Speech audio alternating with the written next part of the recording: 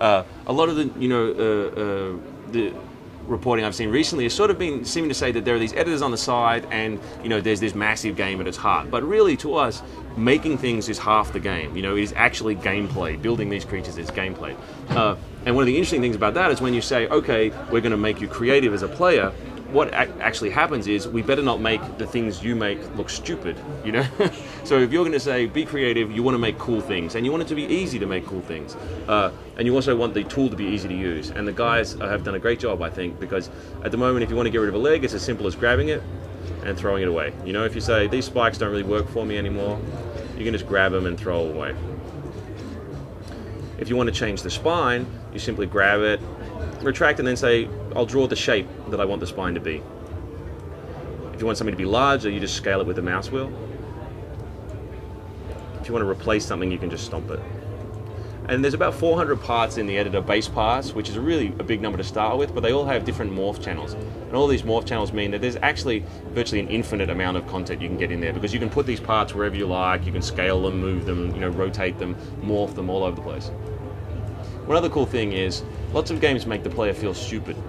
They basically say, here's the right way to play it, and if you don't do it exactly this way, we're going to put up a big game over screen and kick you out. Spore is trying to say, no, the player should always be, the player should always feel like they're smart, So anything that you do, we're going to support. So if you say, you know what, my creature has one giant eye,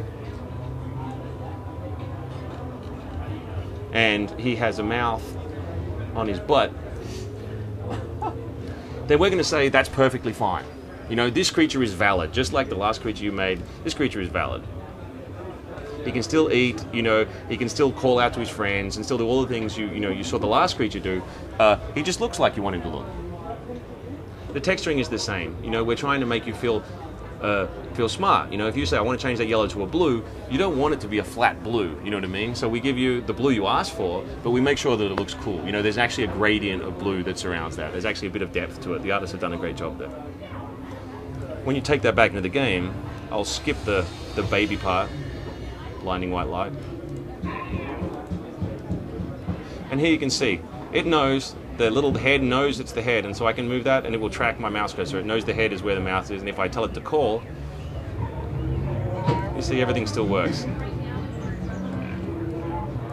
And the gait itself, even the legs, now with these two funky legs, he's still getting about.